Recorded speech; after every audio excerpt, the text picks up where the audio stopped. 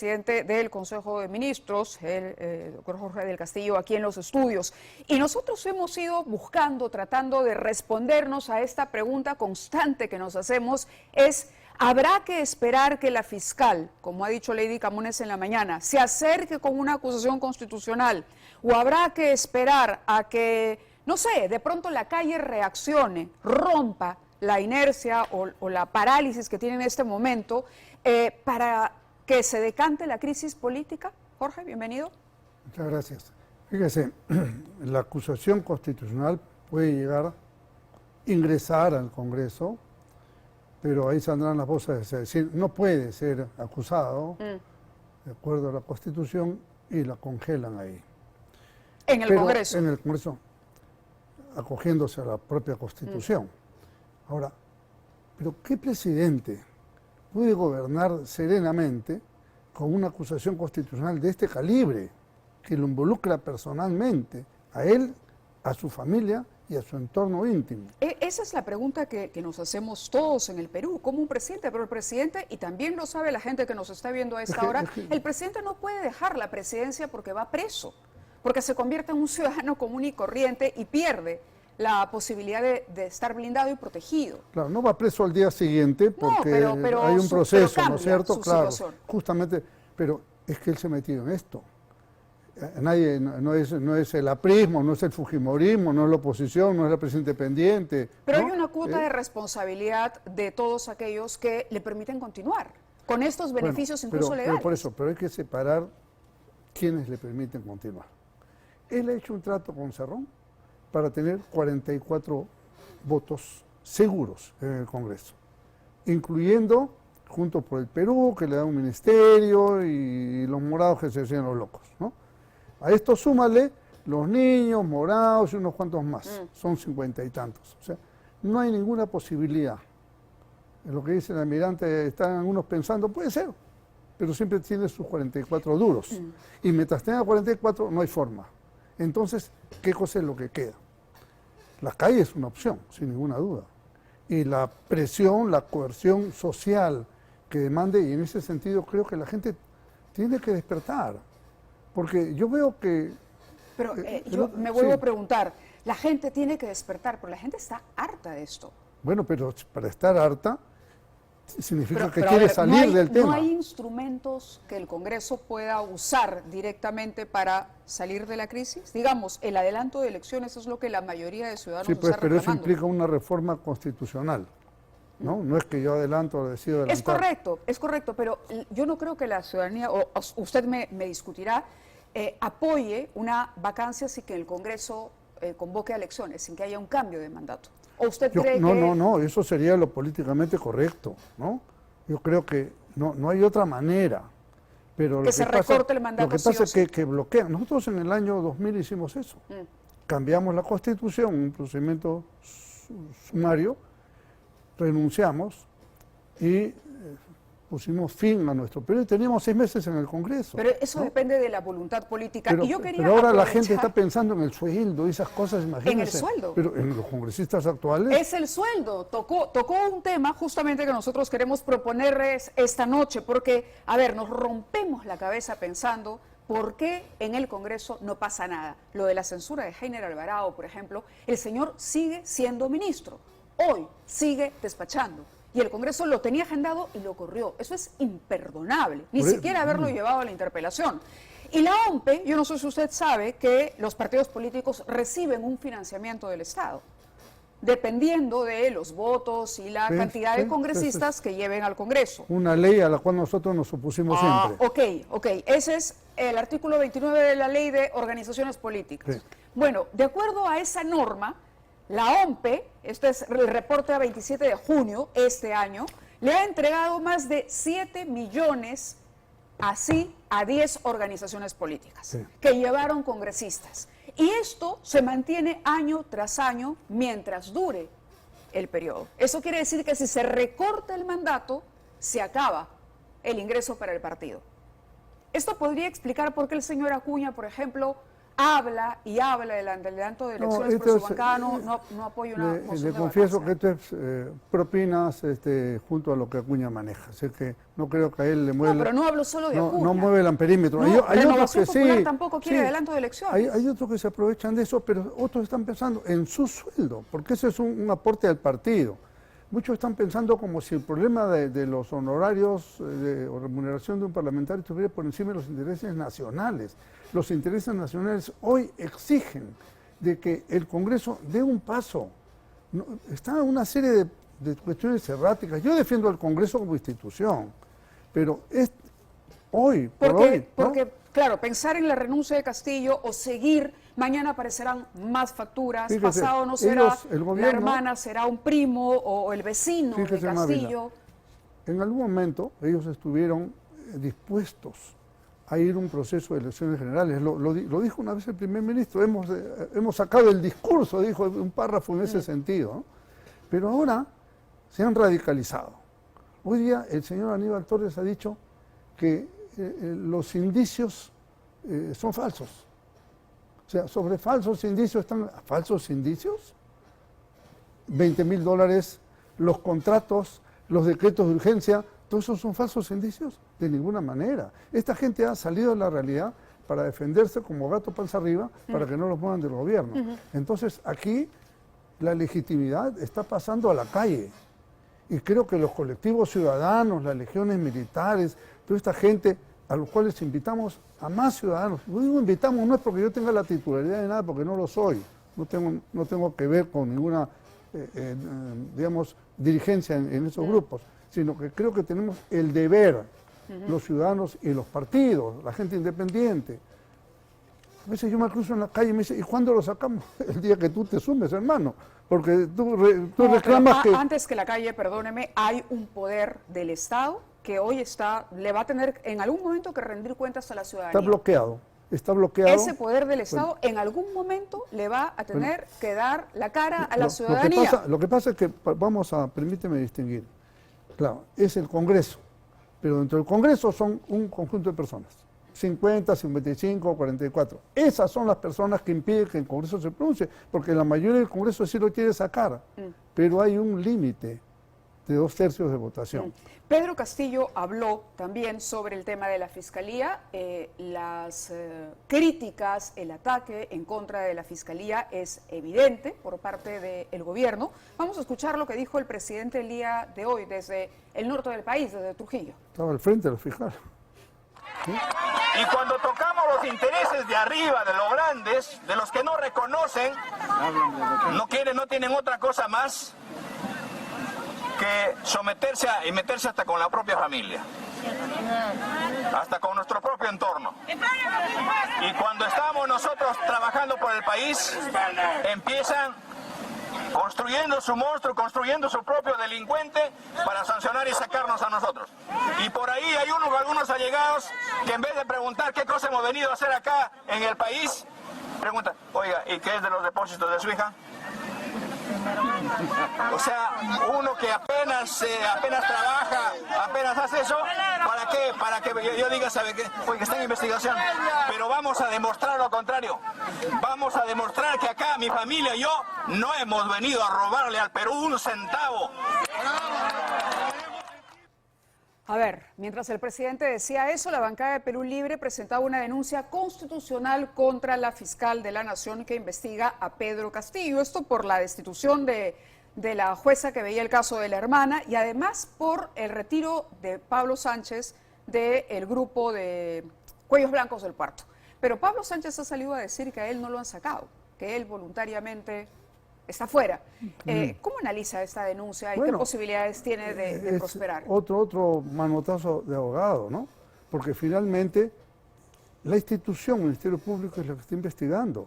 Y por donde va tocando, va saltando la puz. Eso quiere decir que si se fuera, digamos, Patricia Benavides, ¿estaría garantizada la independencia de la investigación? Yo espero que sí, Creo que la doctora Benavides está cumpliendo su deber, pero es una institución. Si respetamos la institucionalidad, eso va a seguir su camino. El señor presidente habla de esas cosas en Trujillo, pero 2 cuadras más allá que no dejaban pasar porque pusieron vallas y cosas, había una multitud de hombres y mujeres trujillanos protestando contra este gobierno.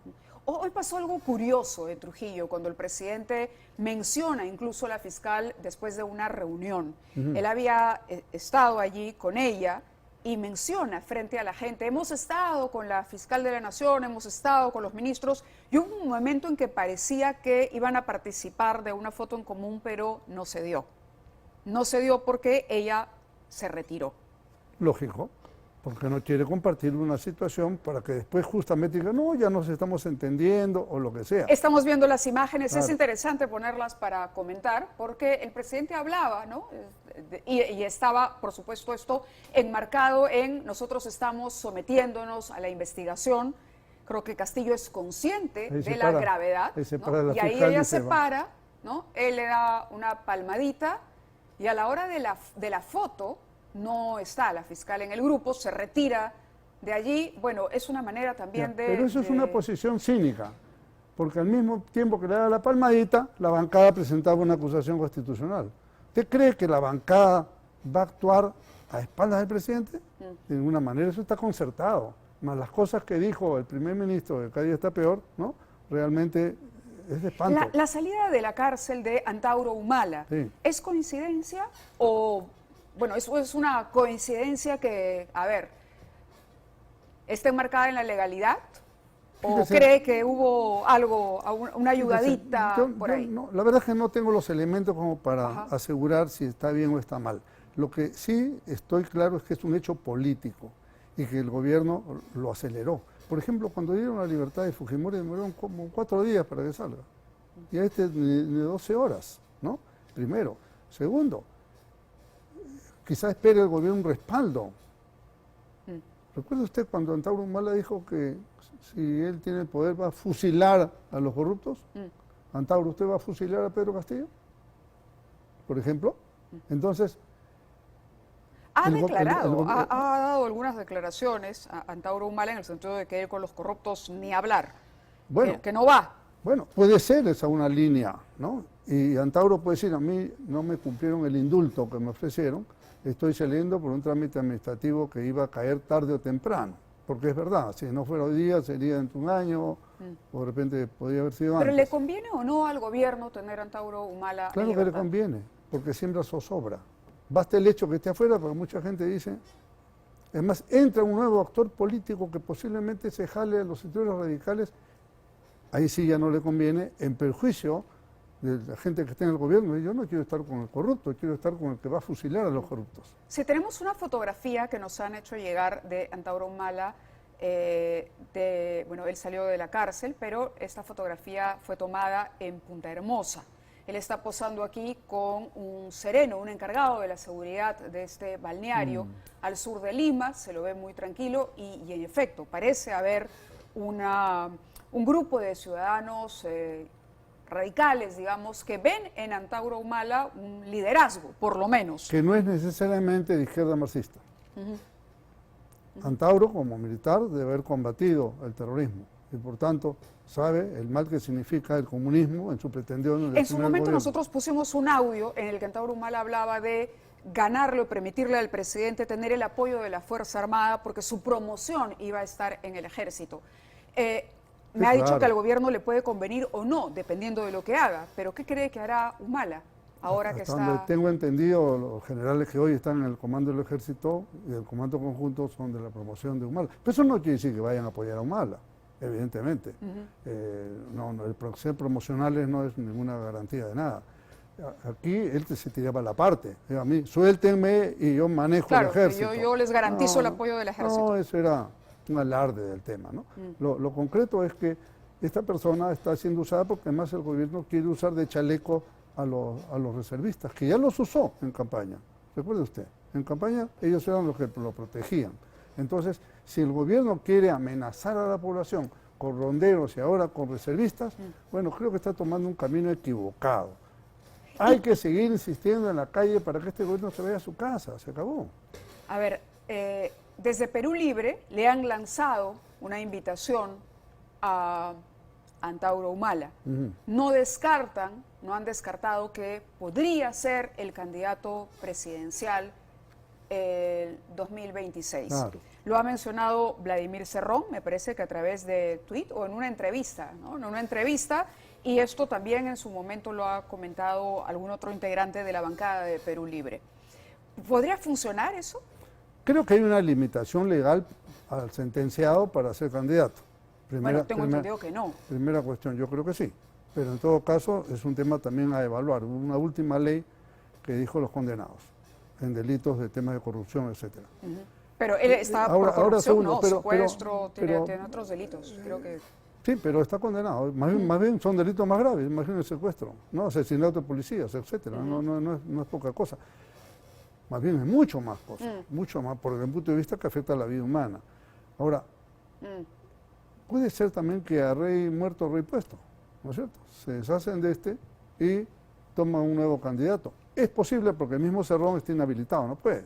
Marca la distancia con Castillo estratégicamente. Es posible, si es que le puede haber salido el tiro por la culata. Dentro de pocas semanas lo sabremos. Vamos a ver, pero queríamos invitar también al doctor Luis Lamas Puccio esta noche a que nos acompañe en el programa para entender un poco por dónde iría la estrategia de la Fiscalía. Hoy se ha pedido ya, o se anunció por lo menos el impedimento de salida del país para la primera dama. Mañana es un día importante en este proceso porque se ve la prisión preventiva de la hermana de la primera dama, cuñada o hija del presidente, Jennifer Paredes. Doctor Lamas, muy buenas noches, gracias por acompañarnos. ¿Qué tal? Muy buenas noches. ¿Cómo entiende usted está actuando o por dónde podríamos entender la estrategia fiscal con estos dos acontecimientos? Mañana una prisión preventiva, hoy un impedimento de salida contra la primera dama. A ver, si ambas tienen más o menos la misma responsabilidad, hablamos de medidas distintas. Sí, lo primero que hay que recalcar es que la Fiscalía está actuando sobre la base de lo que establece el derecho, el Estado de Derecho y la legalidad. Se está cuidando de manera muy particular de involucrarse en algún tipo de cuestionamiento que pueda poner en tela de juicio la actuación de la Fiscalía. En segundo lugar, entiendo que la Fiscalía está también dosificando sus esfuerzos porque el caso pues tiene una particular connotación de carácter político. Ya estamos viendo las actitudes y las respuestas del Partido de Perú Libre con la finalidad de desestabilizar la labor que realiza la Fiscalía, desmerecerla con esta denuncia constitucional que ha planteado, que desde mi perspectiva no tiene el más mínimo futuro, porque simplemente lo que persigue es una connotación de carácter político. Y en tercer lugar, yo creo que lo que se decida mañana va a marcar la ruta, en el entendido que no solamente se trata de la actitud del Ministerio Público, de la Fiscal de la Nación, sino que tiene que ir también de manera en paralelo con lo que decida el Poder Judicial. Yo creo que se han dado todas las condiciones mínimas necesarias para disponer una prisión preventiva sobre la base de lo que ya ha sucedido. Sin embargo, creo que hay que esperar. Por otro lado está la solicitud de impedimento de salida del país de la esposa del presidente, que también debe ser sometido a una acción de tutela por parte del juez de control para que resuelva, y hay que esperar sobre todo que eso es lo que va a suceder mañana, ¿no? Con las pruebas o los indicios, digamos, con la historia que conocemos hasta el momento, más, por ejemplo, este hallazgo de la unidad de investigación, o más bien el acceso que tuvo al expediente de los sellos encontrados en la casa de Jennifer Paredes, son 14 sellos de diversas entidades públicas, que estamos mostrando ahí en pantalla. ¿Qué delito se configura? Según el comercio, ¿qué delito se configuraría, doctor? Bueno, en principio se trataría de utilizar cargos públicos sin la participación propiamente de los funcionarios que deberían haber firmado esos documentos. Estamos hablando aquí de un delito grave, un delito contra la fe pública, que en su máxima expresión puede tener penas hasta 10 años cuando se trata de la falsificación de documentos públicos, porque una cosa es la falsificación del documento privado y otra cosa sumamente distinta, diferente y mucho más grave es cuando se falsifica documentos públicos. Los sellos, más que son evidencias de que estarían o habrían sido utilizados justamente para falsificar documentos, eventualmente también para falsificar las firmas, y eso agrava la responsabilidad de todo punto de vista, ¿no? Claro, son sellos en su mayoría de localidades en Cajamarca. no toda la zona, digamos, donde se ha encontrado estas licitaciones irregulares, estas adjudicaciones de obras públicas. Y hay uno de un juez de paz, en fin, pero son solamente algunas de las pruebas que se han ido exhibiendo. ¿Usted considera que mañana el Poder Judicial con estos elementos tiene para aprobar la detención preventiva? La prisión preventiva, por supuesto, yo creo que hay un acervo documentario, fáctico, que es lo que ha venido fortaleciendo de manera indiscutible los denominados elementos de convicción, que es lo que realmente pone en evidencia la actitud poco escrupulosa de estas dos personas, de la forma como se habrían coludido para cometer este tipo de delitos y las condiciones de carácter procesal, además de lo que implica sobre todo la obstaculización de la investigación. Pues no solamente se trata de los elementos de convicción, sino cuáles han sido las actitudes, las respuestas de estas dos personas a los emplazamientos y a las investigaciones, que además se han visto, digamos, fortalecidas por la confesión sincera y por la colaboración eficaz que está en curso. Hugo Espino. Entonces, así es, de los hermanos Espino, sí. y en esos términos están dadas las condiciones. Esperemos que el Poder Judicial pues responda a la altura de las circunstancias, y creo que lo que se resuelva mañana va a marcar la ruta de los acontecimientos frente a otros hechos que también van a salir a la luz pública, ¿no? De acuerdo, doctor. Muchas gracias por esa explicación. Veremos qué es lo que ocurre mañana, si el juez coincide con ese criterio, pero les mostrábamos nada más un elemento nuevo de decíamos, una telenovela, una investigación larga, porque todos los días los surge... sellos hay que amarrarlo a la firma falsa de una funcionaria presidenta de un comité. Que la quisieron coaccionar y ofrecerle 50.000 soles, creo, para que firme, y ella se negó. Y hay otra cosa que yo no sé por qué Pedro Castillo no lo vota al ministro actual de Transporte. La viceministra dio un testimonio increíble ayer. Sí, ¿no? sí, increíble. eso también le... ¿Qué cosa Claro. dijo la viceministra? Dijo que agarraba a los porteros, a los empleados que limpiaban la oficina, dijo, explíquele a ellos, si ellos te entienden, lo entiende el presidente. ¿Qué insulto es ese de un ministro al presidente que lo nombra en tan alto cargo? Complicado. Vamos a ver una nota precisamente de algo que también habíamos anotado, que es esta postura de Cerrón o esta suerte de coqueteo con Antauro Humala de cara a un distanciamiento estratégico con Pedro Castillo. ¿Será cierto que hay distancia? ¿Será cierto que Cerrón está preocupado de ese proyecto futuro, viendo ahora que Castillo, envuelto en una serie de denuncias, ya no le suma, sino le resta? Vamos con la nota. Hasta este momento no hemos visto que Pedro Castillo haya implementado una sola política de izquierda que le dé ese matiz, esa característica, ¿no? Ahora marca distancia y con mayor firmeza. Perú Libre no es el partido de gobierno. Perú Libre llevó a Pedro Castillo al gobierno, sí, y eso es parte de nuestra responsabilidad. Vladimir Cerrón le empieza a decir hasta aquí nomás al gobierno de Pedro Castillo. Tal parece que el líder de Perú Libre ha encontrado el momento perfecto para deslindar de este gobierno que se encuentra al borde del abismo. Ha tomado distancia del gobierno de Pedro Castillo y que esto le va a representar un grave problema para el propio gobierno. Tenemos que hacer una profunda autocrítica al respecto y que después de haber llevado a Pedro Castillo al gobierno como tal, Perú Libre más bien fue alejado de esos espacios, fue conspirado. Cerrón puso a Castillo de candidato porque él no podía ser el candidato porque tenía una condena por corrupción y no esperaba ganar. Él lo que quería era ver cómo usaba a Castillo para meter gente en el Parlamento. Por tanto, nunca hubo ahí una alianza muy sólida y desde el comienzo estuvieron como acercándose, peleándose, pero nunca llegaron a concretar realmente nada.